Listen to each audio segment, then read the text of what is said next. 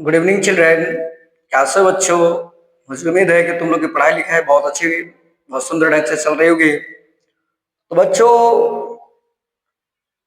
आज मैं वर्ब का एक सीरीज जिसको मैं चला रखा है, आज उसका तुम लोग देखोगे पार्ट 2 देखोगे। आज मैं जो है इसका पार्ट 2 मतलब दूसरा भाग देखोगे।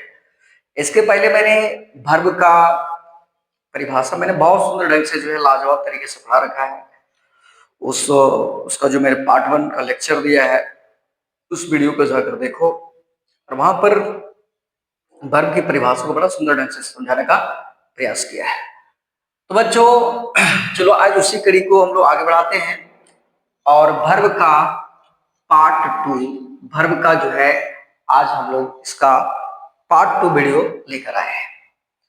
तो प्राइमरली वर्ब में तुम लोग देखोगे कि आज मैं जो है क्लासिफिकेशन ऑफ वर्ब्स, देखो यहाँ पे लिखा हुआ है क्लासिफिकेशन ऑफ वर्ब, वर्ब के वर्गीकरण के बारे में यहाँ पर मैं पढ़ूंगा कि इसको क्लासिफाइड किस प्रकार से किया गया है।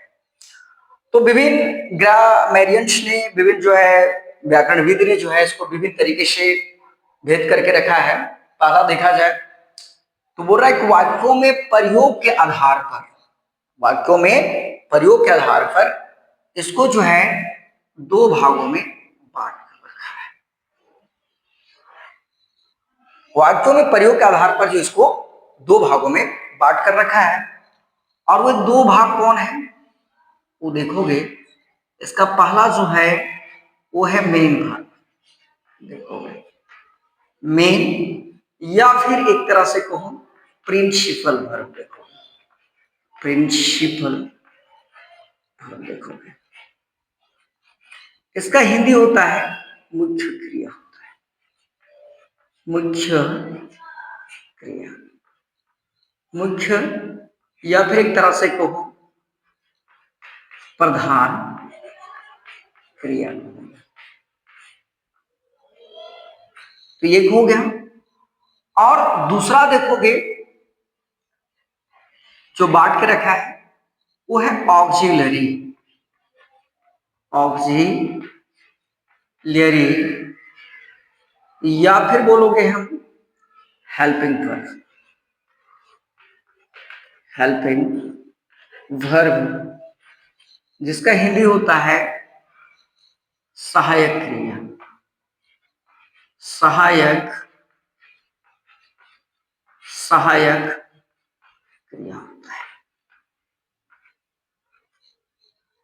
तो वाक्यों में प्रयोग के आधार पर जो है ग्रामरियंस ने इसको दो भागों में बांटा है, मेन या प्रिंसिपल वर्ब, जिसका हिंदी होता है मुख्य प्रधान क्रिया होता है, और एक दूसरा दिया है ऑक्सिलरी या फिर हेल्पिंग वर्ब, जिसको हम बोलते हैं सहायक क्रिया। वही जो है बी नंबर में किया गया है वाक्यों में ऑब्जेक्ट के आधार पर, वाक्यों में ऑब्जेक्ट के आधार पर जो है इसको भी ग्रामरियंस ने दो भागों में बांटा है, इसको भी जो है दो भागों में बांटा है। यहां पर स्पष्ट मेंशन किया हुआ है ऑन द बेसिस ऑब्जेक्ट, मतलब जिसको हिंदी में हम लोग क्या कहते हैं, कर्म कहते हैं। कर्म के आधार पर दो भागों में बांटा गया है। वो कौन कौन सा है तो देखोगे, पहला जो है वो है ट्रांजिटिव वर्ब है, पहला ट्रांजिटिव, ट्रांजिटिव वर्ब, जिसका हिंदी मीनिंग होता है सकर्मक क्रिया होता है, सकर्मक क्रिया होता है। और दूसरा देखोगे intransitive verb, intransitive verb, intransitive verb, इसका हिंदी मीनिंग होता है आकर्मक क्रिया, आकर्मक, आकर्मक। नाम से भी पता चल रहा है ट्रांजिटिव, कर्म मतलब क्या है? जिसके साथ कर्म जुड़ा हुआ है वह क्या कहलाएगा? सकर्मक क्रिया कहलाएगा। इंट्रांजिटिव, आ का मतलब होता है नहीं। मतलब देखो, ये सा का अर्थ क्या होता है? साथ में, जिसके साथ में कर्म जुटा हो, सकर्म। आ का मतलब होता है नहीं, मतलब जिसके साथ कर्म नहीं जुटा हो, जिसके साथ कर्म नहीं जुटा हो उसको हम लोग क्या कहते हैं? अकर्मक क्रिया कहते हैं। तो ऑब्जेक्ट के आधार पर अगर तुम्हें पूछा जाए कि वर्ब के कितने भेद होते हैं, तो सिंपल सा बताओगे दो भेद है। वाक्य प्रयोग के आधार पर पूछा जाए तो कितने भेद है? इसके दो भेद है। मेन वर्ब है, दूसरा ऑक्सिलरी वर्ब है। सामान्य तौर पर यदि हम लोग देखें, जनरली हम लोग देखते हैं, यदि हम लोग जनरली देखते हैं तो इसको भी जो है दो तरीके से इसको बांटा गया है। दो तरीके से देखोगे इसे बांटा गया।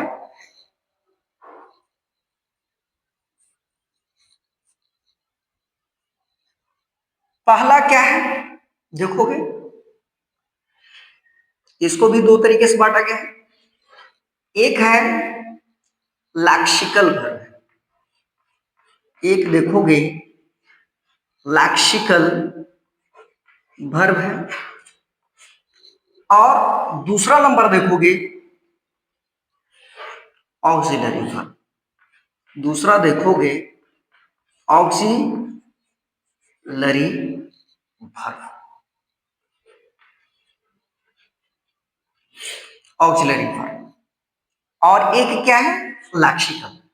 ये लैक्सिकल वर्ब यदि हम लोग देखें तो इसमें जो फोकस जो किया जाता है, लैक्सिकल वर्ब की जो खासियत यदि हम लोग देखें तो ये क्या करता है?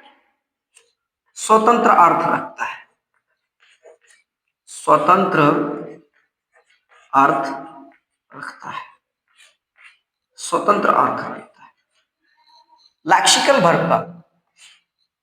जैसे उदाहरण के तौर पर यदि मैं आज में यदि समझना चाहूं, जैसे मान लो मैंने लिया कम, तो कम का क्या बोलूंगा? आना। गो मिस क्या बोलोगे? जाना। गो मिस क्या होता है? जाना। लेकिन यदि ऑक्सिलरी वर्ब हम लोग बात करते हैं, जिसको हम लोग सहायक क्रिया कहते हैं, ऑक्सिलरी वर्ब के बारे में यदि हम लोग ऑक्सिलरी वर्ब के बारे में जब लोग बात करें तो सिंपल सा याद रखना कि सर इसका कोई निश्चित अर्थ नहीं होता है, निश्चित अर्थ नहीं होता है।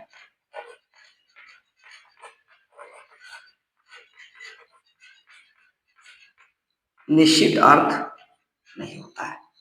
और मैं इसका आगे एक्सप्लेन करूंगा कि कैसे लैक्सिकल वर्ब एक स्वतंत्र अर्थ रखता है, ऑक्सिलरी निश्चित अर्थ नहीं रखता है। इसका जब नेक्स्ट वीडियो पे बनाऊंगा, पार्ट 3 बनाऊंगा, तो उसको एक विस्तार पूर्वक बताऊंगा। डी नंबर है यहां पर वर्ब के रूप परिवर्तन के आधार पर। वर्ब के रूप परिवर्तन के आधार पर देखा जाए तो इसके भी जो है दो भेद किया गया है। वर्ब के रूप परिवर्तन के आधार पर भी जो है दो भेद किया गया है।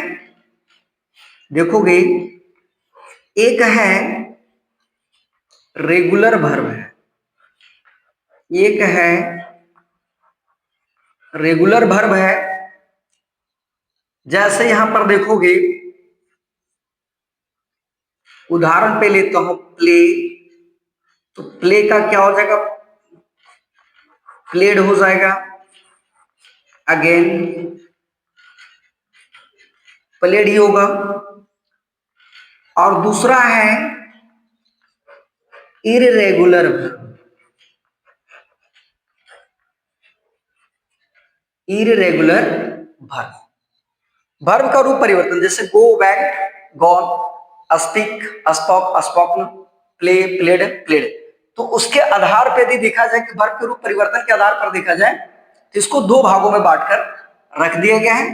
पहला रेगुलर वर्ब और दूसरा है इररेगुलर। रेगुलर वर्ब में वैसे वर्ब्स को रखा गया है जिसके अंत में डी अथवा ईडी लगाकर उसका रूप बदलते हैं, उसको हम रेगुलर वर्ब में रखें और बाकी के जितने भी वर्ब हैं, बाकी के जितने भी वर्ब बच जाते हैं उसको इररेगुलर वर्ब के अंतर्गत रखा गया है। तो ध्यान रहे, रेगुलर वर्ब्स ऐसे वर्ब्स को रखा गया है जिसका पास्ट फॉर्म, जिसका पास्ट पार्टिसिपल फॉर्म डी या ईडी लगाकर चेंज होता है, उसको रेगुलर वर्ब के अंदर रखते हैं। और बाकी जो बच गए वो सारे के सारे इररेगुलर वर्ब में आ जाते हैं, जैसे speak, spoke, spoken, write, wrote, written, cut, cut, cut, put, put, put.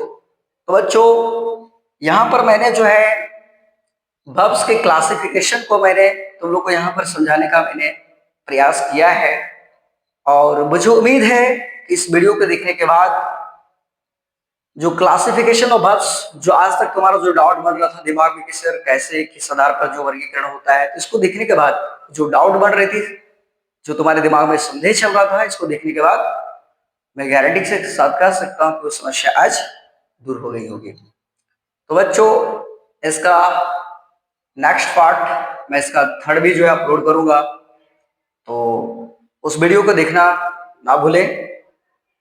तो बहुत बहुत धन्यवाद बच्चों, एक बार फिर वीडियो के अंत तक बने रहने के लिए।